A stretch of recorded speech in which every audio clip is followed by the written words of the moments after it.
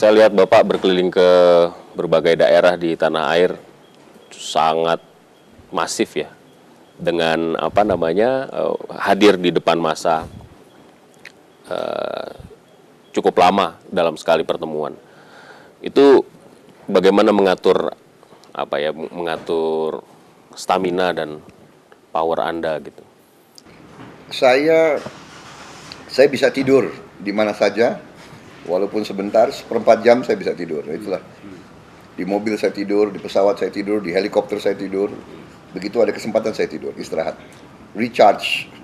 Kemudian saya minum kopi. Orang biasanya agak menghindari kopi kan untuk kesehatan, katanya Bapak justru. saya justru butuh kopi, Pak. Bapak mengikuti perkembangan hasil survei belakangan ini? Saya sepintas ya, karena survei di Indonesia itu kita harus tanya itu yang bayar siapa, ya kan? Karena survei itu kan industri, Pak. Iya kan? Ada orang yang hidup jualan survei gitu loh. Jadi ini yang repot kadang-kadang, karena dia hidup jualan, ya ke klien dia harus kasih berita bagus, ya kan? Ke klien supaya ada harapan dan kontraknya diperpanjang terus gitu loh. Hasil survei menunjukkan bahwa elektabilitas Bapak dan Pak Hatta meningkat dalam in growing lah gitu ya. Walaupun belum bisa mengalahkan kompetitor Bapak, katanya begitu. Bagaimana tanggapan Bapak soal itu? Ya itu, saya bilang saya kok. Anda termasuk yang a priori terhadap hasil survei? Saya punya pertimbangan sendiri, saya punya hitungan sendiri, dan sekarang sudah mulai kelihatan kan, walaupun itu survei-survei dari pihak yang bukan pro kita, tetap aja mengakui bahwa kita terus momentumnya naik terus. Ya. Buat orang-orang yang tidak mengetahui perjalanan sejarah atau tidak mengikuti perjalanan sejarah politik Pak Prabowo dan Jokowi, Pak Jokowi, itu mungkin nggak paham sebelumnya Bapak dan Pak Jokowi ada di di sisi yang sama melakukan perjuangan politik. Boleh cerita nggak Pak sama kita, bagaimana sesungguhnya awal pertemuan Bapak dengan Pak Jokowi? Saya ini kan Ketua Umum Asosiasi Pedagang Pasar seluruh Indonesia, ya, pedagang pasar. Dan pedagang pasar ini selalu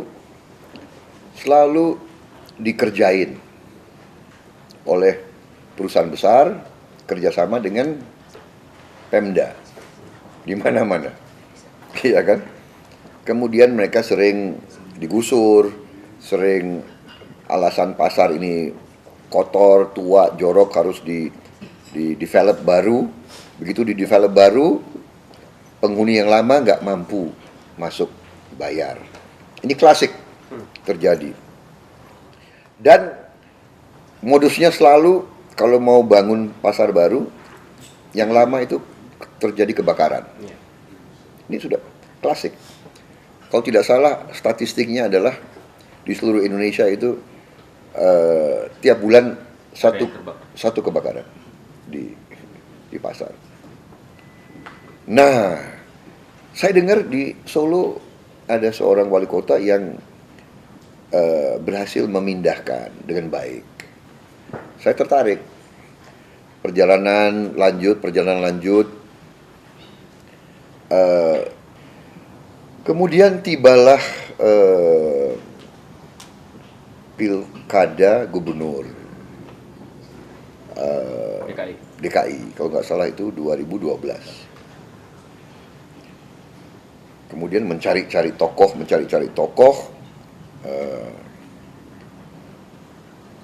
Ya waktu itu sebetulnya partai saya sudah mau dukung Pak Fauzi Bowo. Dan waktu itu kan saya masih punya semacam kerjasama dengan PDIP, iya kan? Saya punya perjanjian tertulis, jadi saya berpikir, dan di banyak tempat kita juga sebenarnya kerjasama dengan PDIP.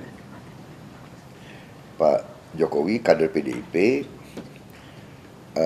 tetapi saya dengar PDIP juga tidak mencalonkan dia. Lalu akhirnya saya ke Ibu Mega, saya meyakinkan Ibu Mega untuk dukung Jokowi, dan akhirnya kita juga cari wakilnya. Terjadilah itu, Jokowi dengan saudara Basuki Jadi mastermind-nya sebenarnya Bapak. si siapa namanya Ahok itu. Ya, ya. Iya, mastermind-nya adalah Bapak Jokowi. Ya, saya nggak mau ngaku mastermind, tapi begitulah kejadiannya. Jadi saya menggagas karena desakan anak muda ingin suatu wajah baru, dan kita lihat saya juga waktu itu ya saya terkesan juga ke situ, ke arah mungkin we need a new leader untuk Jakarta gitu loh. Indian, Bapak kemudian berkompetisi dengan dia. In the end kita berjuang keras, dia menang jadi gubernur dan ujungnya dia maju melawan saya. Pertanyaannya kemudian bagaimana perasaan Bapak? Ya, bagaimana ya perasaan saya? Saya kira saya juga manusia kan. Ya, manusia kan punya perasaan. Ya, tebak aja sendiri bagaimana perasaan saya. Iya kan? Terserah. Kalau Anda percaya dengan saya, Anda pilih saya. Kalau tidak, ya pilih yang lain. Nggak ada masalah bagi saya.